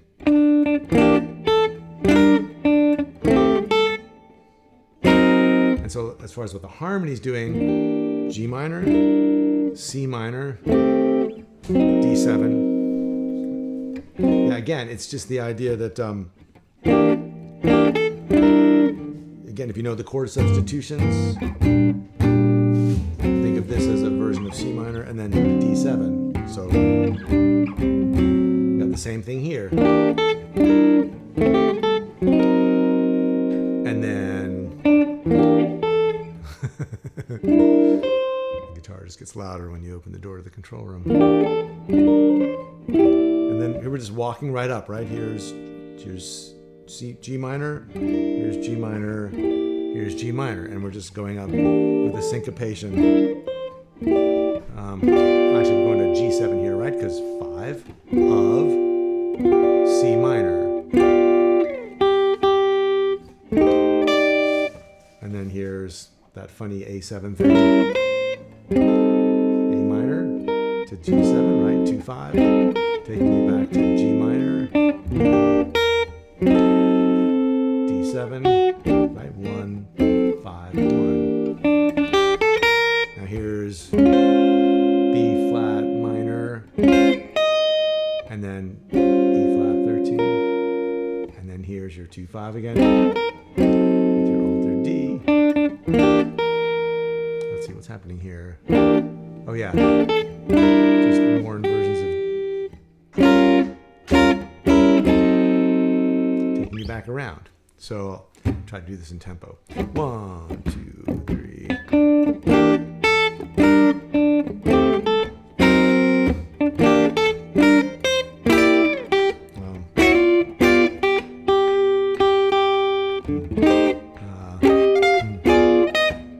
Shoot, that went up too high.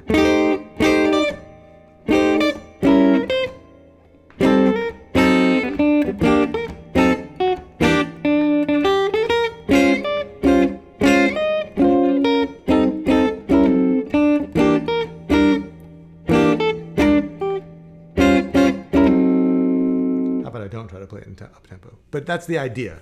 Like I said, it's way easier to improvise these things than to read them exactly off the page. But I wanted you to get a feel for the specific syncopations and the things that make it work. So that's using that style of passing tones. Like that. And so another way to look at it is to do more of like a shout chorus style, right? Where it's just like block chords and very sort of rhythmic and kind of riffy and repeated. Again, we talk about shout chorus all the time in the fingerstyle 5 if you're in there. So here we've just got G minor 9. I'm trying to keep like a common tone going, like just kind of keep basically the same note on top while I do this little rhythmic thing.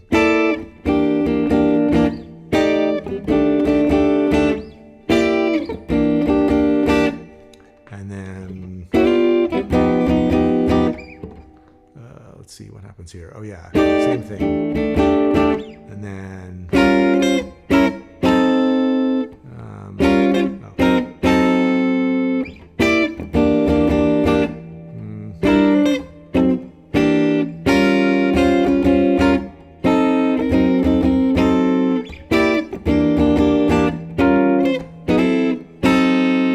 so let me play it so it sounds musical. I mean, I don't get exactly every melody note or everything right, but this is what it should sound like.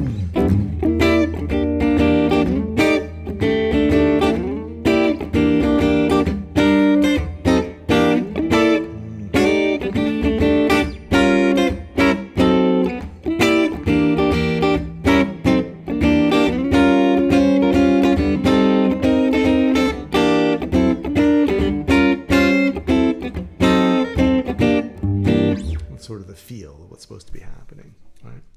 And then finally, like, oh wait, are there two more?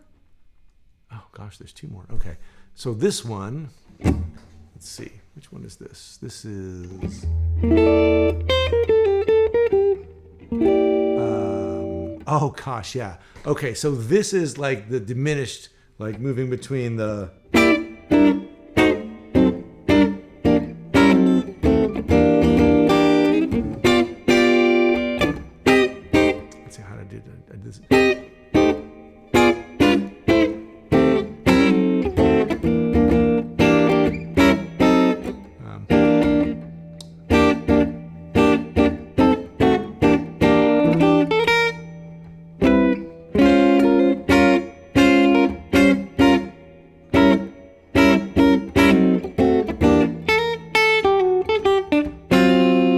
okay, so this one is, sorry, I'm having to like go through these a couple times to nail them, but this is the idea. This is again the block chord idea, but it's using those movable diminished D7 sounds. So 1, 2, 3, we've got, and then here's D7, back to G minor, and then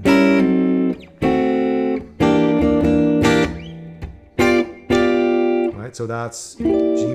There's your G minor 6 stuff, D7, G minor, kind of doing that A7, but really it's just a chromatic half step into D7, and then G7 to take you to the 4 chord, and then we're gonna do the same idea. Here's C minor, G7, C minor. What voicing did I use? Sorry. This one. Okay, and then again, same D7 thing.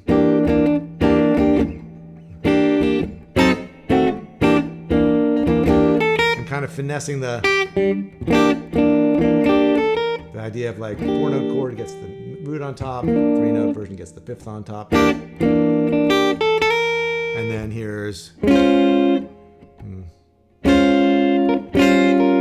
just your kind of routine B flat to E flat stuff, and then here's oh yeah, okay, so here's this is basically A7 to D when you're over here.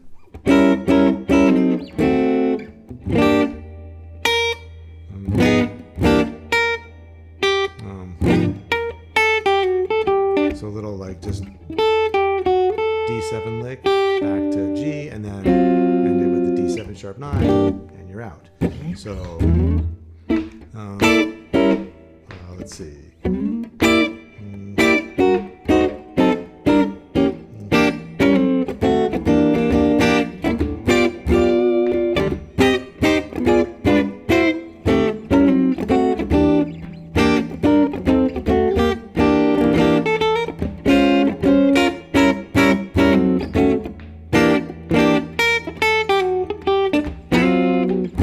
Slow down. 1, 2, 3.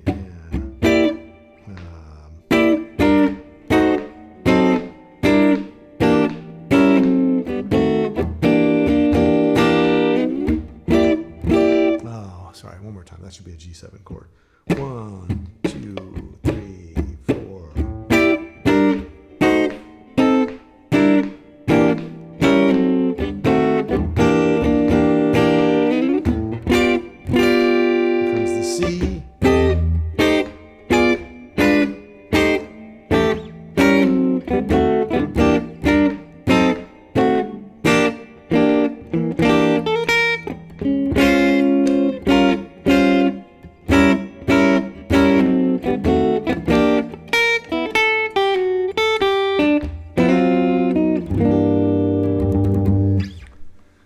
And finally, once you have these different elements somewhat together, you can mix and match them. So you could have a bit of the block chord stuff like this. Let's see.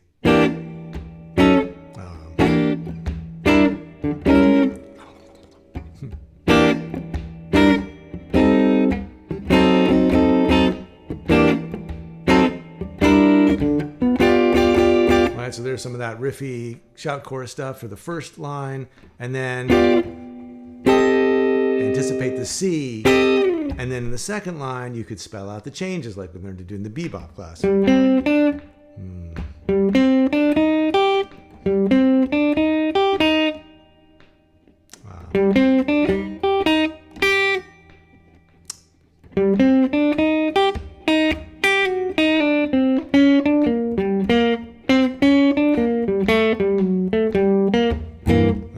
There's a Freddie Green chord, right? So here's a lick that spells out C minor, and then gives you a little bit of a D7 altered, and then here's G blues, here's spelling out D7, here's G minor again, and then here's a Freddie Green chord hit, and then here's that 4-note chords on top with that kind of decorated thing where you're playing not full block chords, right? But a chord and then a note, and then the same thing, and then ending with some Freddie Green hits at the end with that syncopated style. So you put all that together. 1, 2, 3, 4.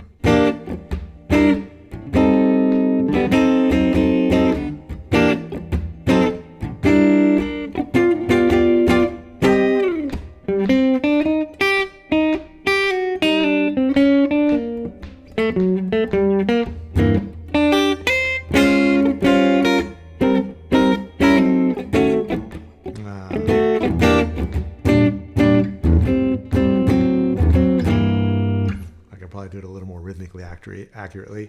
Let's see. 1, 2, 3, 4.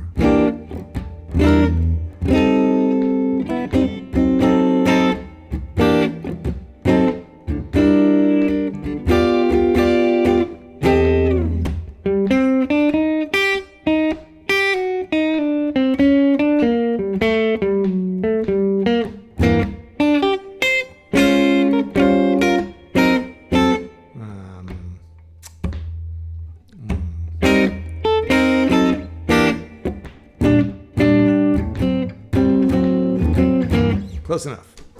Okay, so that's, again, you got like the block chord stuff, you got the bebop single note stuff spelling out the changes, and then you got the sort of chord melody style, we were calling it, and then you got some Freddie Green stuff adapted to sort of answer everything. So you get these different registers, you get this contrast between the different chord approaches, between the chords and the single notes. Everything is like super colorful.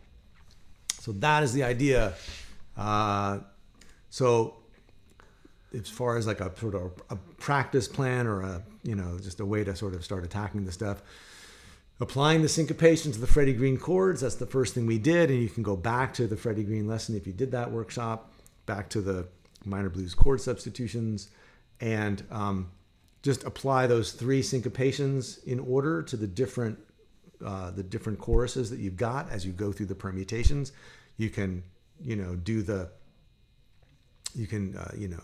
combine those, you can swap out those rhythms for the strict 4 to the bar. And then you can work on adding the chord hits to the bebop solos. So going back to the bebop material.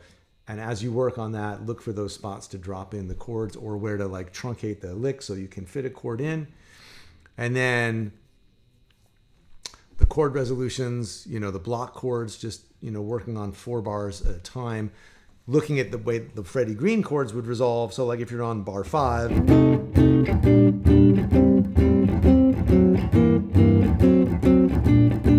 right? Well, that's just going to be maybe, just look for the block chords on top. Let's see.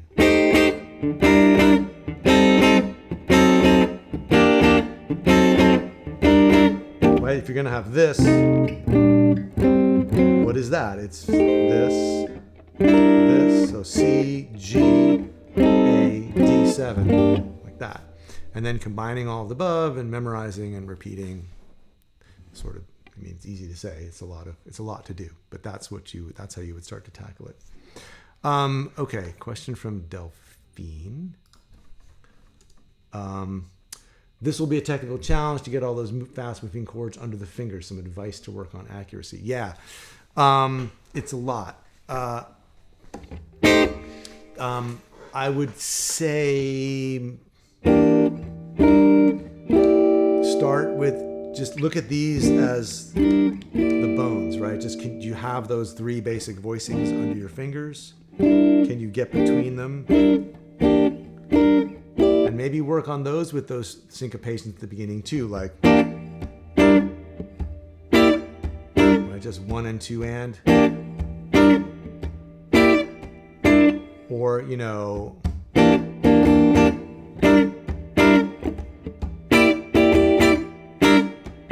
I remember someone saying, like, make your practicing fun if you can, and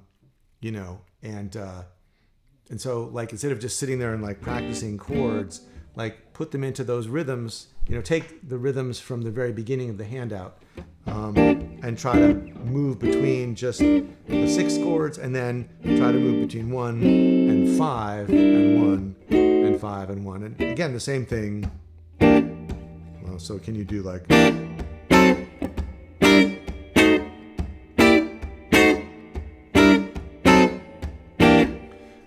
again, because as you do that, the more you can fool around with these chords, the more like musical ideas you'll get, right? So if you start working on,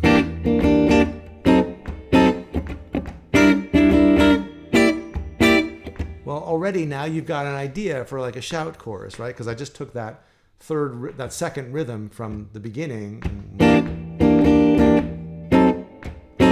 I started applying chords to it. So, or even like going twice as fast. You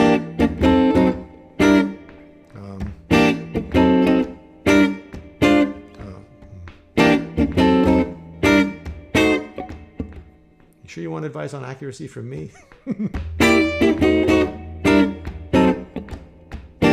So first, just 1 chord at a time, and then 2 chords.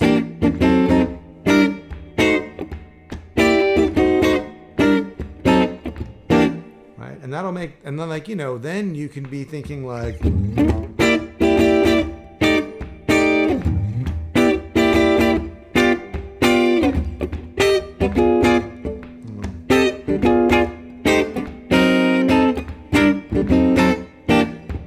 so the way you practice ideally would give you ideas, right?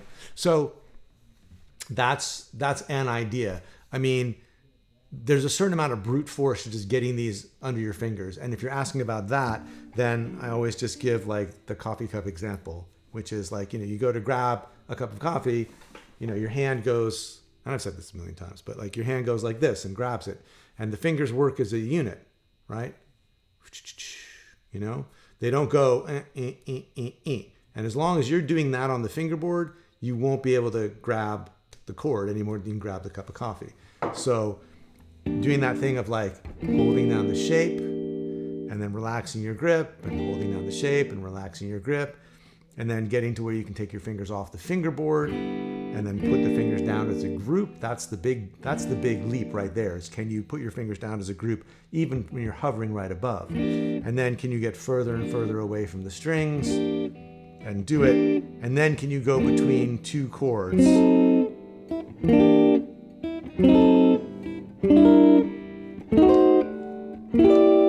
Right?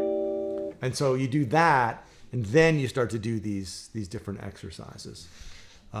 Okay, a couple other comments. Let's see. Oh yes, I did mention the idea of a rhythm changes workshop, and that seemed to get a certain amount of love. Yeah, I don't know. I don't have another time to do more workshops scheduled yet, because this was super fun, but also, as they say in my hometown, wicked time consuming. So the next one might be a little bit off, a little bit a ways away. But there's a lot to soak up too. Let's see. But yeah, I'm glad to know that Rhythm Changes has some appeal. Oh, good. Thanks, Stephen. Glad it's, I trust you. Thanks, Delphine. Let's see. Yes. Yeah. Daniel, like a 1 and 2 and 3 and 4. Yeah, any of those kind of syncopations. Let's see. From Hey Paul, I'm going to need more than a year, maybe more than a lifetime to absorb. Yeah. So this is another thing. I know that it is a lot to absorb, and I know that a year. I mean, I've sort of gone and explained like why, like this is why I do a year's access, because I want to maybe be able to revisit the material or redesign it or whatever. But there might be a way to fold it in, or like, I'm curious if it would be valuable to have this information sort of in the same format as the Fingerstyle 5, like as an ongoing membership. Like you would just pay a little bit every month instead of like paying for it once, but you would have access to like all 6 of them, plus maybe some additional, like, if we did something on rhythm changes, or maybe like something that was less than a 2-hour intensive, but just, a little bit of information along the way, and maybe like a forum to discuss things. I've thought about like setting it up like that instead of in the workshop format. If anybody has any, thoughts on whether like that kind of like ongoing membership or subscription model for working on this stuff would be better maybe than the other way, let me know. It's just a thought. I haven't done anything concrete about it. Let's see, Bruce. Oh yeah, Bruce's idea to sit down and analyze some Kenny Burrell. That would be fun. Again, I have to kind of see if that's something that can actually be done. Let's see. Yeah, Bruce, you'll have to skip. You might have to make a choice which one you work on. Okay. Oh, from Georgios, another vote for rhythm changes. Okay, cool. All right. Well, this, I guess, concludes this fall's Reliable Source series. I'm glad you could all be here. This was super fun. Those of you in the Fingerstyle 5, I will continue to see you, and we will end up probably talking about this. Yeah, interesting, Bruce. Yes. Would you? Okay. Well, here's sort of a follow-up thought. Like a lot of the TrueFire courses I did, it was before TrueFire had worked out their copyright thing. So there were songs to learn in like the blues alchemy and that kind of thing. But they were things that I came up with. Like I would write tunes like in the style of certain tunes. Like, so it wouldn't literally be like, here's Grant Green's version of On the Sunny Side of the Street. It would be like, here's a blues that I wrote that makes use of these ideas, and here's the tune you can do, like, you know, in this style. So I did a lot of that kind of in the style of, and then, you know, the difference was that in True Fire, all you got was, here's a song in the style of, and nothing about soloing. Here we're focusing on soloing on the blues with no specific tunes. A middle ground thing, I suppose, which I sort of touched on in the first of the 3 workshops in this series, was to do public domain tunes. Like, you know, you could take these things and apply it to tunes like, you know, I think I gave an example of doing St. James Infirmary, right? So like...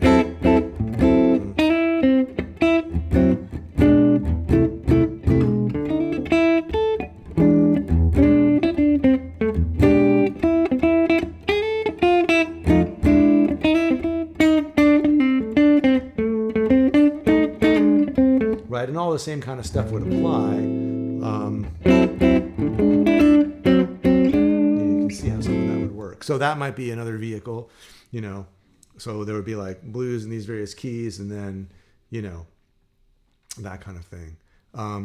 So maybe a combination of, you know, the handful of sort of blues jazz tunes that are in the public domain already, some of which we've done in the Fingerstyle 5, Trouble in Mind, and House of the Rising Sun, and all that kind of stuff. And then, you know, just like writing out tunes so that you felt like you were learning songs, and then you had something to apply it to. So that is a thought also. So,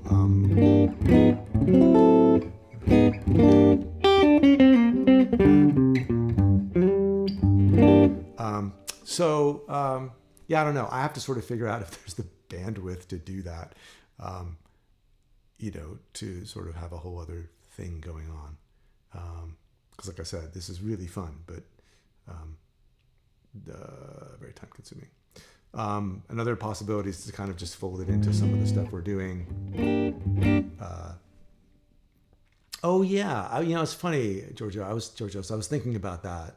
I did actually. Yeah, that's exactly what I'm talking about. Like, so for one of the blues alchemies, I think it was for blues alchemy. Might have been for a different course, the name of which escapes. Blues Architect, maybe. Yeah, Burrell Avenue was basically like in that Kenny Burrell chord-melody style. And yeah, you could definitely apply a lot of this stuff to that sort of blues ballad style that he was really fond of in the 60s. So yeah, that's a thought also. So thanks for the feedback. And if you're watching this on replay and you want to leave a comment or send me an email, like I'm always, you know, curious to hear. So this was a lot of material. Take your time with it. That's why there's a year to work on it. That's why there's a big handout with all the examples. And you know, drop me a line if you've got a question about things. I don't know if there's room for comments in the way that this lesson was formatted online. So feel free to just, you know, send something to david@fretboardconfidential.com or to david@davidhamburger.com, and I'll get it. Oh yeah, okay, it's on the Blues Architect course. All right, well, I'm sure you've all got places to be and things to do. It's been a long couple hours. Super fun, but we're running over, and I don't want to keep anybody from the things they got to do. So thank you all for being here. If you've got any other thoughts or comments, I'll stick around for a couple of minutes to answer questions, but that's the workshop. We're done. So thanks for being here. Go and get the updated PDF. I'll try to correct the last couple of examples and get them up there sometime over the next few days. And again, if you missed the earlier workshops and you would like to get them, you still can. Just go to the same link, fretboardconfidential.com/reliable source 2023.